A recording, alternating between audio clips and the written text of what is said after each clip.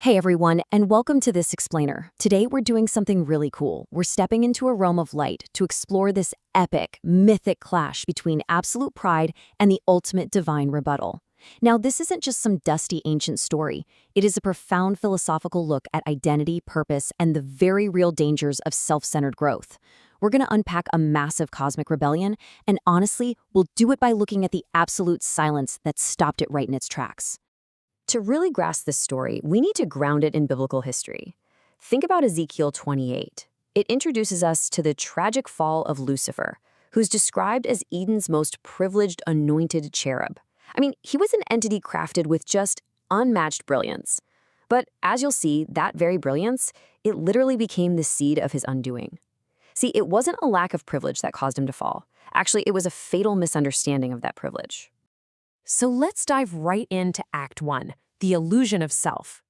Imagine a great mirror placed right in the dead center of a magnificent garden. This mirror was an anointed guardian, and its purpose was entirely outward-facing and honestly quite beautiful.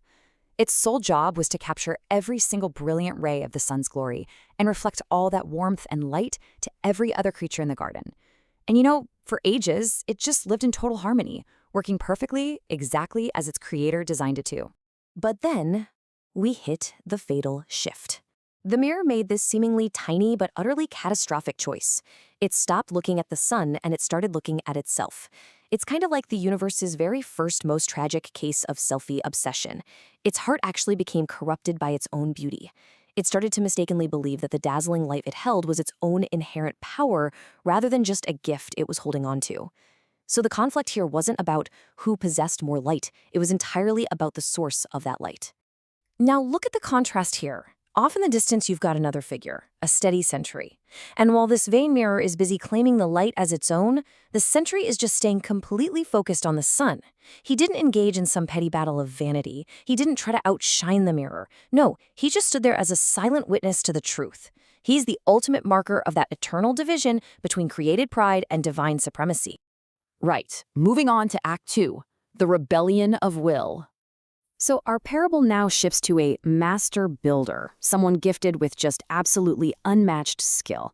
And even though he already held this incredibly high station as a guardian in Eden, it wasn't enough. He wasn't content. He makes this totally defiant decision to elevate himself, deciding to construct a massive tower that would reach all the way to the throne of the heavens. He literally wanted to swap out the creator's purpose for his own self-centered ambition.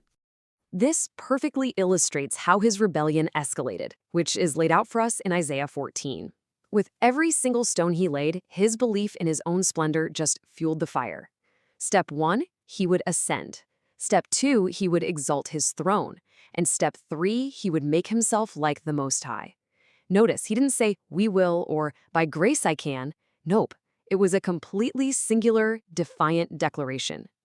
The philosophy behind this is absolutely fascinating to me. Those two little words, "I will," they actually summarize Lucifer's entire rebellion. This mantra is a complete rejection of the divine order.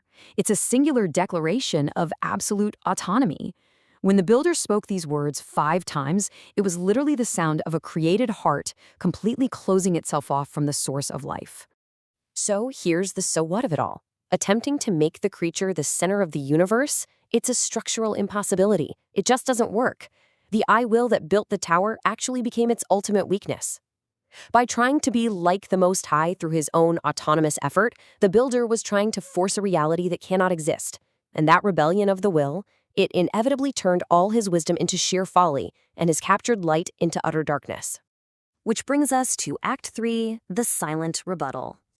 So, you've got to ask yourself, how do you answer absolute rebellion? When a created being literally declares themselves the center of all things, shouting their own pride into the cosmos, what is the appropriate response from the divine? Well, the answer is incredibly striking. The great Prince Michael shows up at this crumbling tower, but he doesn't bring a counterspeech. He doesn't roll up with a resume of his own accomplishments, and he definitely doesn't shout, "I am" or "I have" to compete with all the builder's noise. No, he arrives with absolute, deafening silence. And here is where the philology, the actual history of the word, gives us the ultimate answer.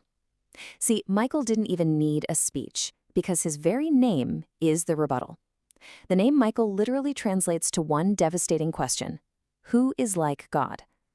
Just his identity carries the full weight of the divine response to the builder's claim that he could make himself like the Most High. So just by existing as the question, who is like God, Michael does something brilliant. He points entirely away from himself and directly back to the Creator. He proves that no amount of anointing, no amount of beauty or splendor is ever going to bridge the gap between the divine and the dust. A reflection can never, ever equate to its source. I love this dichotomy here because it perfectly captures the philosophical clash of this entire explainer. On one side, you have Lucifer's rebellion, which is all about noise, 5 whole speeches of self-exaltation. On the other side, Michael's rebuttal, 0 speeches. He just lets the raw truth of God's uniqueness do all the fighting. It proves, without a doubt, that the absence of words can actually be the most profound philosophical rebuttal possible. I want you to consider this profound reality. In the presence of the question, who is like God, the pride of the I will finds no ground to stand on. Wow. When confronted with the sheer reality of the Creator's supremacy, the noisy rebellion of the created just entirely collapses. Michael's name is the eternal answer to a heart corrupted by its own splendor. And that brings us right back to our original parable of the mirror. The big takeaway here, the reason absolute autonomy always leads to a collapse of purpose, is that a reflection, no matter how bright it gets, can never be the source. The exact moment we claim the light as our own inherent power, we cut ourselves off from the very thing that makes us shine in the first place. So, I'm going to leave you with this final provocative thought.